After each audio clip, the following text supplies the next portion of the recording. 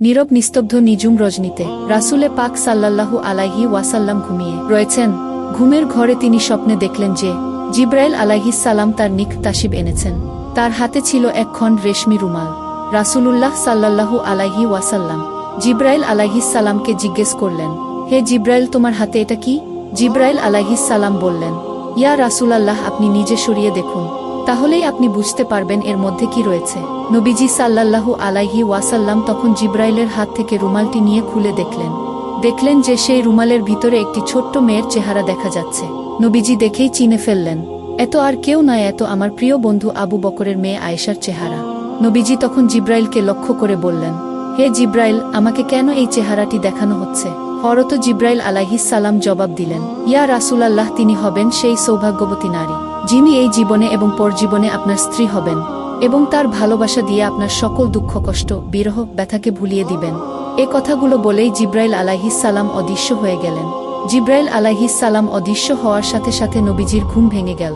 তিনি রুমের মধ্যে চিন্তাগ্রস্ত হয়ে হাঁটাচলা শুরু করলেন আর ভাবতে লাগলেন, আবু বকরের মেয়ে তো অত্যন্ত ছোট, যাকে উম্মে রোমান ঘরেই রাখতে পারে না। সারাদিন এদিক সেদিক সে ঘুরে বেড়ায়। কিভাবে এই ছোট্ট মেয়েটি আমার স্ত্রী হিসেবে পরিগণিত হতে পারে? এ কথাগুলো নবীজি চিন্তা করতেছেন। কিছুদিন আগেও তিনি বালিকা আয়েশাকে দেখেছেন। সে তার বান্ধবীদের সাথে পুতুল খেলায় মত্ত রয়েছে, আর সেই বালিকাই নাকি তার ভালোবাসা দিয়ে সকল ব্যথা বেদনা দূর করে দিবেন। এই বয়সে ছোট্ট একটা মেয়ে ভালোবাসার অর্থই বা কি বোঝে? এসকল চিন্তায় রাসূলে পাক সাল্লাল্লাহু আলাইহি ওয়াসাল্লাম অস্থির হয়ে উঠলেন। এভাবে নবীজি সাল্লাল্লাহু আলাইহি ওয়াসাল্লাম পরপর দিন রাত একই স্বপ্নে দেখলেন, যার কারণে তার মনে আর কোনো সন্দেহ থাকল না। তিনি মাথা পেতে আল্লাহ পাক রাব্বুল আলামিনের দেওয়া নির্দেশ মেনে নিলেন এবং বুঝে নিলেন আল্লাহ তাআলা এটাই চাচ্ছেন, যেন আয়েশা নবীজির জীবনসঙ্গিনী হয়। প্রিয় দর্শক, এখানে একটি কথা উল্লেখ করা প্রয়োজন। যতদিন না আয়েশা রাদিয়াল্লাহু আনহা রাসূলে পাক সাল্লাল্লাহু আলাইহি ওয়াসাল্লামের স্ত্রী হবেন না, ততদিন পর্যন্ত আমরা তাকে বালিকা আয়েশা বা কিশোরী আয়েশা হিসেবে সম্বোধন করব, যেন আমরা ওই সময়ের প্রেক্ষাপটের সাথে নিজেদের কল্পনা জগৎকে মিলিয়ে নিতে পারি। এরপর একদা রাসূলে পাক সাল্লাল্লাহু আলাইহি ওয়াসাল্লাম হযরত খাদিজা রাদিয়াল্লাহু আনহার ইন্তেকালের পরে তার একাকিত্ব কাটানোর জন্য আবু বকর সিদ্দিক রাদিয়াল্লাহু তাআলা আনহুর বাসায় বেড়াতে গেলেন। রাসূলে পাক সাল্লাল্লাহু আলাইহি ওয়াসাল্লাম আবু বকর রাদিয়াল্লাহু তাআলা আনহুর বাড়ির আঙ্গিনায় পৌঁছে দেখলেন যে মালিকা আয়েশা রাদিয়াল্লাহু আনহা তার বান্ধবীদের সাথে পুতুল খেলছেন। কোনো দিকে তার কোনো মনোযোগ নেই, তার শুধুমাত্র মনোযোগ পুতুলের দিকেই। তাকে এভাবে খেলতে দেখে রাসূলে পাক সাল্লাল্লাহু আলাইহি সাল্লামের মনে খানিকটা কৌতূহল জাগল। তিনি এগিয়ে এলেন ছোট্ট আয়েশার দিকে। তার কাছে এসে বললেন, কি করো আয়েশা? তোমার হাতে ওটা কি? আয়েশা তো আয়েশাই শিশুর মতো তার উত্তর। তিনি বলে উঠলেন, এটা তো আমার ঘোড়া। রাসূলে পাক সাল্লাল্লাহু আলাইহি ওয়াসাল্লাম অবাক হওয়ার ভান করে বললেন, আচ্ছা ঠিক আছে বুঝলাম, কিন্তু তোমার ঘোড়ার যে পাখা দেখছি, ঘোড়া তো পাখা হয় না। আয়েশা রাদিয়াল্লাহু তাআলা আনহা নবীজির কথা শুনে সাথে সাথে উত্তর দিয়ে বললেন, আপনাকে কে বলেছে ঘোড়ার পাখা হয় না? আপনি কি জানেন না আল্লাহর নবী হযরত সুলাইমান আলাইহিস সালামের ঘোড়ার পাখা ছিল? তার এমন জবাব শুনে রাসূলে পাক সাল্লাল্লাহু আলাইহি ওয়াসাল্লাম দারুণভাবে হেসে উঠলেন। হযরত আয়েশা রাদিয়াল্লাহু তাআলা আনহা পরবর্তী সময়ে বর্ণনা করেন যে সেদিন আমার কথায় রাসূলে পাক সাল্লাল্লাহু আলাইহি ওয়াসাল্লাম এমনভাবে হেসেছিলেন যে আমি তার নুরানি দাঁতের মাড়ি পর্যন্ত দেখতে পেয়েছিলাম। সুবহানাল্লাহ। নবীজি সাল্লাল্লাহু আলাইহি ওয়াসাল্লাম আয়েশার দুরন্ত মেধার প্রখর স্মৃতিশক্তির ব্যাপারে আগ থেকে জানতেন, কিন্তু আজকের ঘটনাটি যেন তার মনে নতুন করে দাগ কেটে গেল। তিনি বালিকা আয়েশার দিকে তাকিয়ে তাকিয়ে ভাবলেন, এ কারণেই কি আল্লাহ তাআলা এই মেয়েকে আমার স্ত্রী হিসেবে গ্রহণ করার সিদ্ধান্ত নিয়েছেন?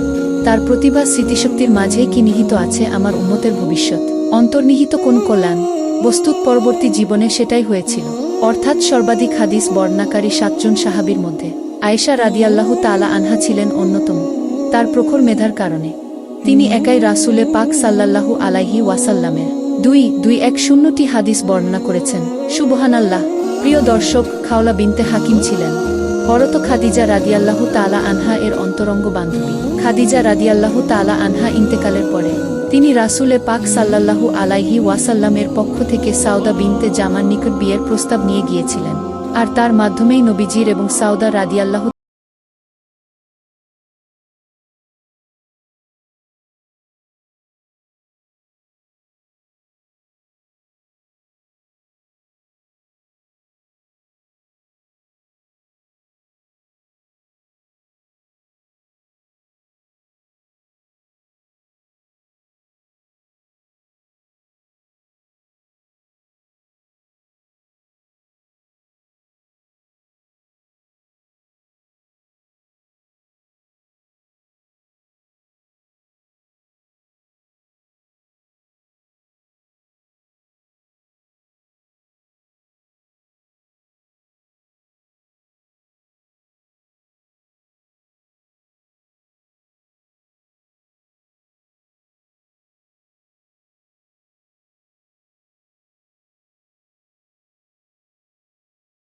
রুমানের নিকট গমন করলেন এবং তাকে নবীজির পক্ষ থেকে সকল কথাগুলো শোনালেন।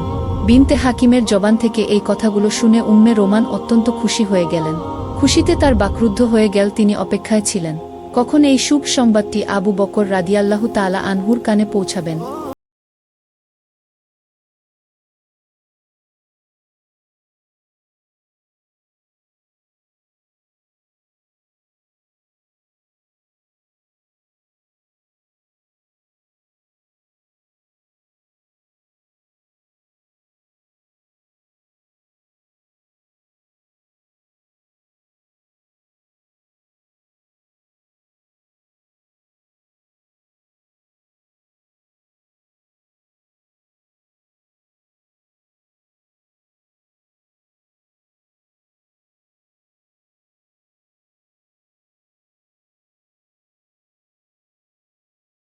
আলাইহি ওয়াসাল্লাম এর সাথে আত্মীয়তার সম্পর্ক করতে চেয়েছিলেন, কিন্তু কখনো মুখ ফুটে তিনি বলতে পারেননি। তবে আজকে যেহেতু নবী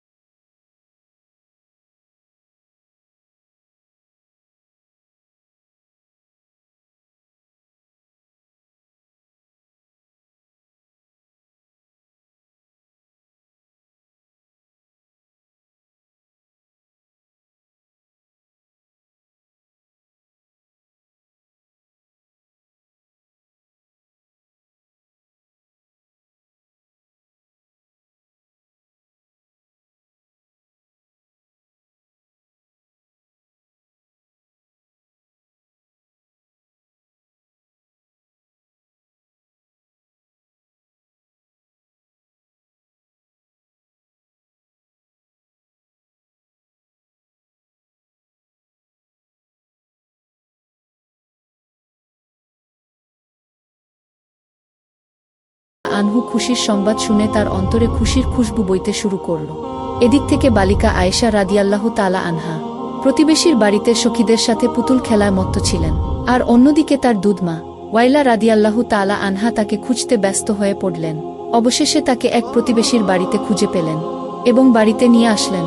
বাড়িতে এনে তার হাত পা সাফ করে চুল বেঁধে পরিপাটি করলেন এবং বিবাহের সাজে সজ্জিত করলেন। অতঃপর বিয়ের সাজে সজ্জিত হওয়ার পর হযরত আয়েশাকে নিয়ে বাগদান অনুষ্ঠানে উপস্থিত করালেন। এই অনুষ্ঠানটি একেবারে ছোট্ট পরিসরে হয়েছিল, যেখানে শুধুমাত্র হযরত আয়েশা রাদিয়াল্লাহু তাআলা আনহা, তার মা রুমান, আবু বকর রাদিয়াল্লাহু তাআলা আনহু, 2-3 জন সাহাবী এবং রাসূলে পাক সাল্লাল্লাহু আলাইহি ওয়াসাল্লাম ছাড়া আর কেউ উপস্থিত ছিলেন না। অতঃপর বিয়ের অনুষ্ঠান শুরু হলে হযরত আবু বকর রাদিয়াল্লাহু তাআলা আনহু নিজেই খুতবা পাঠ করলেন এবং 500 দিরহাম মোহরানা নির্ধারণ করলেন, আর এর মাধ্যমেই বিবাহের কাজ সম্পূর্ণ হয়ে গেল। প্রিয় দর্শক, এটাই ছিল সর্বকালের সর্বশ্রেষ্ঠ মহামানব রাসূলে পাক সাল্লাল্লাহু আলাইহি ওয়াসাল্লামের বিবাহ অনুষ্ঠান।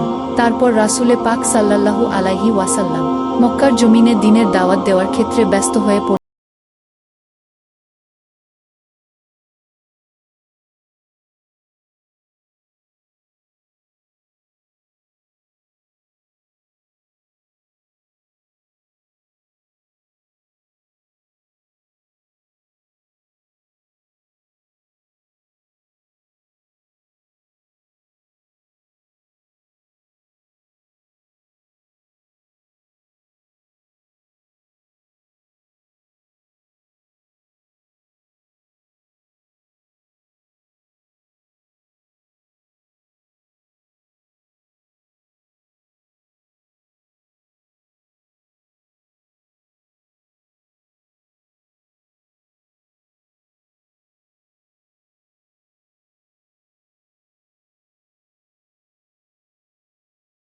এদিক থেকে কুরাইশরা নবুয়তের পর থেকেই মুসলমানদের উপর প্রচণ্ড অত্যাচার করে আসছে।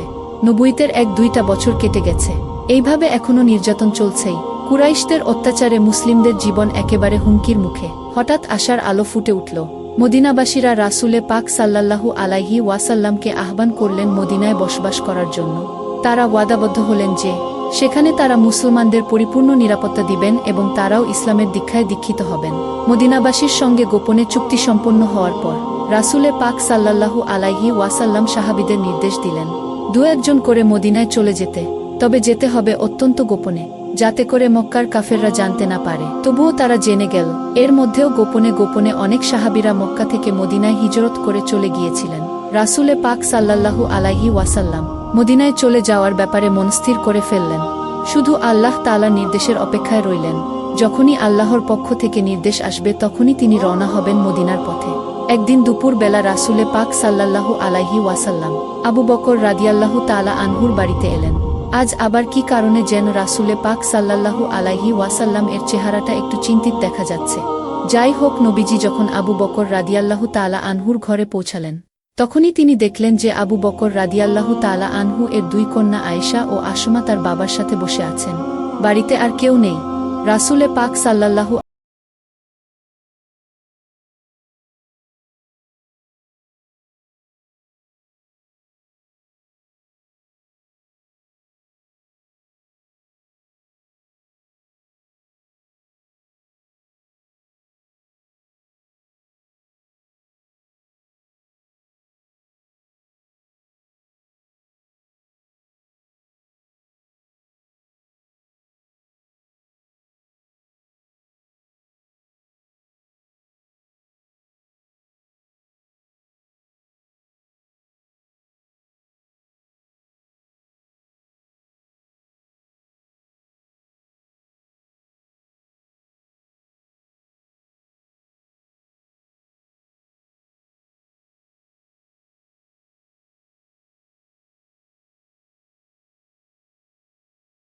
তিনি আবু বকর রাদিয়াল্লাহু তাআলা আনহুর বাসায় সন্ধ্যা হওয়ার অপেক্ষায় বসে রইলেন। আর এদিক থেকে হযরত আবু বকর রাদিয়াল্লাহু তাআলা আনহু সফরের সকল প্রস্তুতি গ্রহণ করলেন।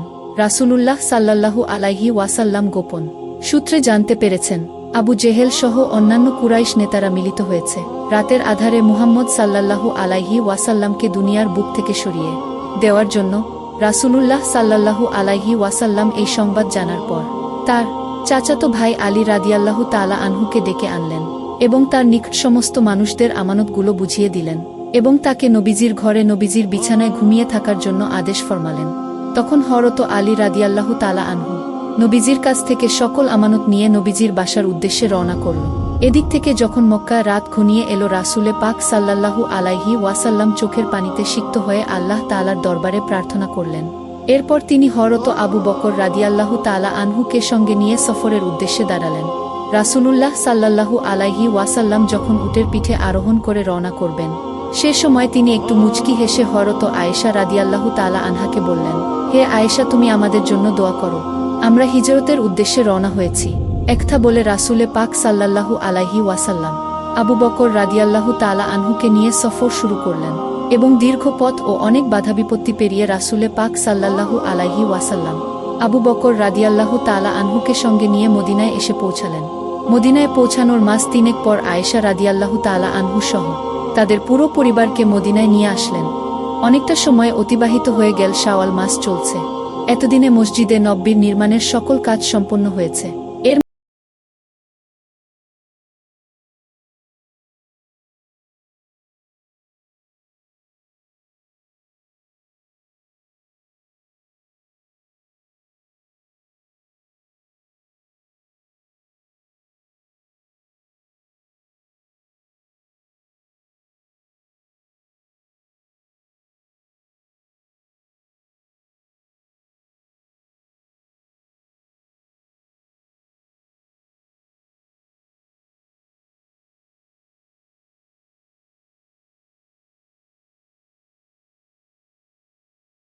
সাল্লাল্লাহু আলাইহি ওয়াসাল্লাম এর কথাটি আবু বকর রাদিয়াল্লাহু তাআলা আনহু শুনে ফেললেন। তখন তিনি নবীজির কাছ থেকে অনুমতি নিয়ে বাড়ির উদ্দেশ্যে রওনা দিলেন। আর মনে মনে ভাবতে লাগলেন যে এমন সময়ে যদি নবীজিকে খুশি করা যায় তাহলে এটা অনেক উত্তম কাজ হবে। এই চিন্তা করে তিনি তার ঘরে প্রবেশ করলেন এবং ঘর থেকে 500 দিরহাম নিয়ে নবীজির নিকট ফিরে আসলেন এবং তা নবীজিকে হাদিয়া দিয়ে দিলেন। রাসূলুল্লাহ সাল্লাল্লাহু আলাইহি ওয়াসাল্লাম আবু বকর রাদিয়াল্লাহু তাআলা আনহুর হাদিয়া গ্রহণ করলেন এবং ওই হাদিয়াগুলো হযরত আয়েশা রাদিয়াল্লাহু তাআলা আনহার মোহরানা হিসেবে তার নিকট পৌঁছে দিলেন। এর মাধ্যমে তিনি তার মোহরানা আদায় করে দিলেন। তখন আয়েশা রাদিয়াল্লাহু তাআলা আনহার বয়স মাত্র 9 বছর। রাসূলে পাক সাল্লাল্লাহু আলাইহি ওয়াসাল্লাম আল্লাহ তাআলার হুকুমে তার বিবাহিত স্ত্রী আয়েশা রাদিয়াল্লাহু তাআলা আনহাকে নিজের বাসায় নিয়ে আসবেন। সেই উদ্দেশ্যে রাসূলে পাক সাল্লাল্লাহু আলাইহি ওয়াসাল্লাম সাহাবায়ে কেরামদেরকে নিয়ে এবং আবু বকর রাদিয়াল্লাহু তাআলা আনহুর পরিবারকে নিয়ে ছোট্ট একটি অনুষ্ঠান করলেন। সে অনুষ্ঠানের মাধ্যমেই আয়েশা রাদিয়াল্লাহু তাআলা আনহাকে নিজের বাসায় নিয়ে আসলেন। আর এর মাধ্যমেই শুরু হলো রাসূলে পাক সাল্লাল্লাহু আলাইহি ওয়াসাল্লাম এবং আয়েশা রাদিয়াল্লাহু আনহার সংসার জীবন।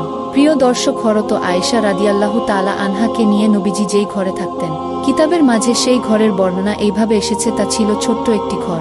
চারপাশের দেওয়াল মাটির তৈরি ছিল। ছাদের ছাউনি ছিল খেজুর পাতা ও খেজুরের ঢালের তৈরি। বৃষ্টির পানি যেন ঘরের ভিতর না আসে এর জন্য ছাউনির উপরে ছিল কম্বল জাতীয়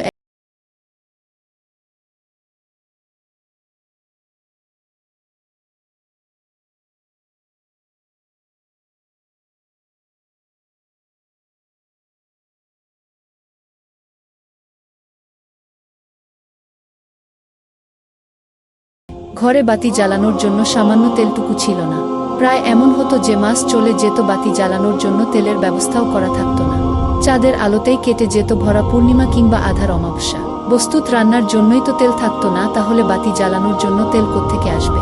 আয়েশা রাদিয়াল্লাহু তাআলা আনহা আরও বলেন, যদি আমাদের বাতি জ্বালানোর তেল থাকতো তবে সেটা দিয়ে তো আমরা রান্নার কাজই করতে পারতাম। কেননা সে সময় আমরা জ্বালানির জন্য জাইতুন তেল ব্যবহার করতাম। সে তেল দিয়ে রান্না এবং জ্বালানি উভয় কাজ সারা যেত। এভাবে মাসের পর মাস আমরা অতিবাহিত করেছি। কোনো সাহাবী কিছু হাদিয়া দিলে সেটাই হতো নবী পরিবারের একবেলা খাবারের আয়োজন। আর সাহাবীরা শুধুমাত্র 2-4টা খেজুর কিংবা 1 পেয়ালা দুধ বা 2-1টি রুটি তো হাদিয়া দিত। কিন্তু ভালোবাসার কমতি ছিল না আমাদের পরিবারে। সামান্য খাবার হলেও দুজনে একসাথে খাবার খেতে বসতাম। অন্ধকারে যখন আমরা খাবার শুরু করতাম, একই খাবারের উপর দুজনের হাত পড়ে যেত। তখন আমরা ভাগাভাগি করে খেতাম। আয়েশা রাদিয়াল্লাহু তাআলা আনহা বলেন, কখনো মাংস জাতীয় খাবার খেলে আমার চিবানো হাড়গুলো রাসূলে পাক সাল্লাল্লাহু আলাইহি ওয়াসাল্লাম আবার চিবিয়ে খেতেন।